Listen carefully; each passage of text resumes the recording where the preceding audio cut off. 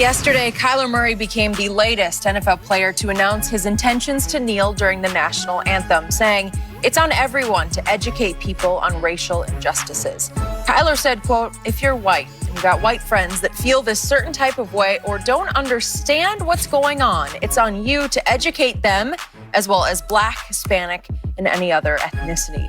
Shannon, do you like what Kyler had to say here? I do. I do believe a lot more players will kneel this year because they understand, they believe they'll be protected.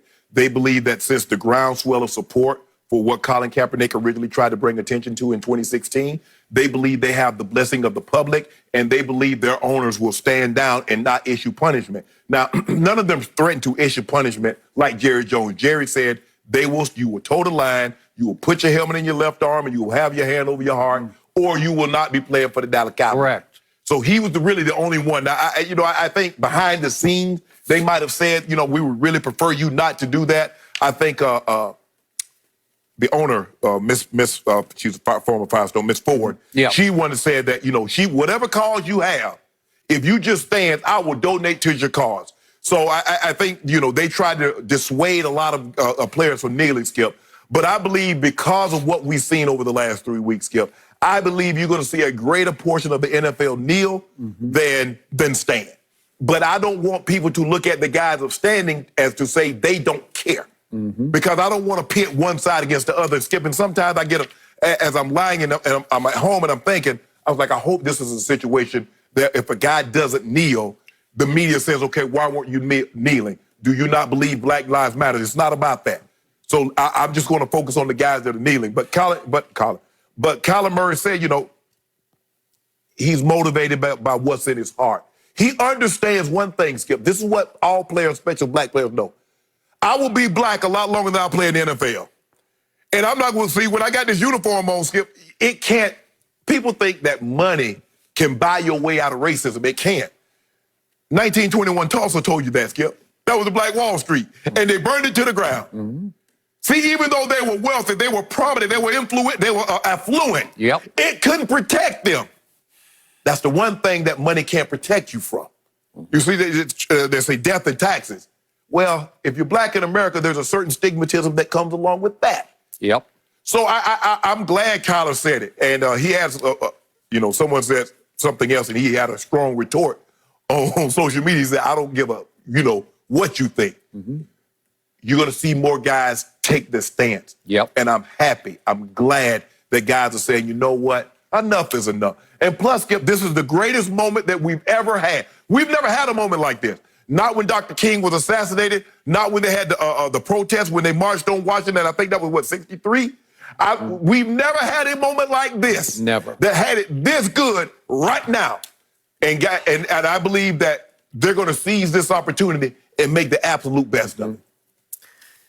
So, I've been a Kyler fan since his first couple of games that he started at the University of Oklahoma. I believe then I was watching a very special young man, a small man who played huge, big arm, quick release. But what I kept telling you through that year that he started at OU, he carries himself with such athletic dignity. You could just see him step on the football field, even at whatever he is, 5'10"-ish. And it's just like, I own this field in a good way. I'm the biggest rooster in the yard. That's how he did it. And again, he was a high draft pick of the Oakland A's in baseball. I believe he could have been a baseball star as well as a football star. And now he's becoming that special young man off the field as well as on.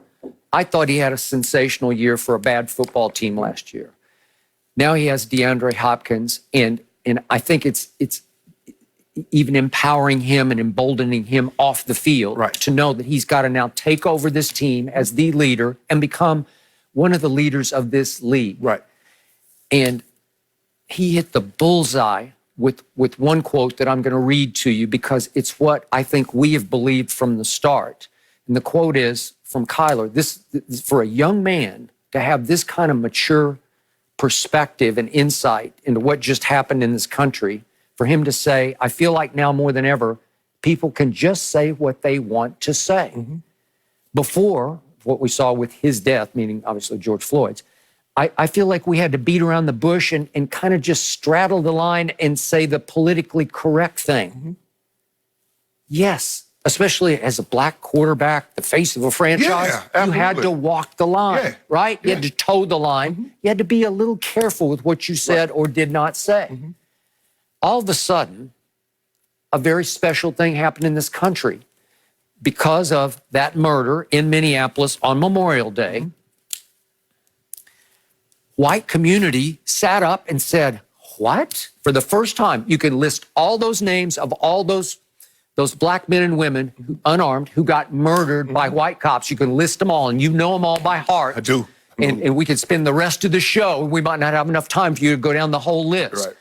But white America, and I'm stereotyping, sort of generalizing here, but on all those, the Eric Garners and the Michael Brown, we can just go all the way back to Ferguson. Michael Brown. Yeah. Look, white America said, oh, that's too bad. Next, you know, what's next? Right. And this one got everybody. This got every human being, not just in this country, but in a whole lot of countries around the world, to stop and say, that's just wrong. We got to stop this. And the first thing I told you after the first protest I watched, just sitting on my couch, was, wait a second.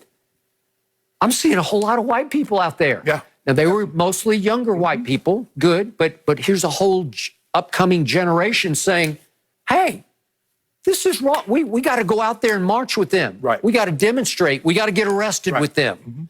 We got to say, we are with you. What can we do for you to rectify this wrong, this outrage that's happening to your community repeatedly? It just keeps on. And then it happened again, of course, that Friday night in Atlanta. I think I read a report, Skip, it's been 120 since police murdering civilians, killing civilians since George Floyd. Okay, so I kept saying, wait a second, white America, not just white, but all other races, but let's start with white America. Right. Eyes, ears open, minds maybe as open as they've ever been to this flashpoint moment, this potential watershed moment of we are listening. Tell us. Right. And Kyler's saying, seize the moment. Absolutely. I'm so happy that we've gotten to talk about Kellen Mond yesterday at Texas A&M, their black quarterback, saying that statue has to come down. Raw statue. Yeah. And Chuba Hubbard at Oklahoma State. Again, I'm still cringing because I wanted him to, as he said, his foot's still on the gas. I think he took his foot off the gas. But the first salvo was firestorm salvo. That's what he should have said. This is unacceptable. Well, there have been times even the last few years when something like that would happen and it would come and it would go. Right. And the black players are like, I don't know. I don't like this. I'm going to tell the media I don't like this, but I kind of understand. You know, you have to sort of walk that line. And Kyler's saying, I'm not going to walk it anymore. And he even brought it all the way down to if you have a friend you think is racist, you got to tell him. Well, that's at the lowest level. I'm not sure that's going to change America, but it's a start. Right. It's a start for a black quarterback to say, if you know somebody out there and he's saying things or doing things or she's saying things, doing things that maybe they don't really understand how offensive it is to you. Yes. You need to now, this is the time to tell them because it's become okay to tell them. It's become okay to challenge all the racial symbols and lyrics that got grandfathered into somehow to 2020. Challenge them. Right.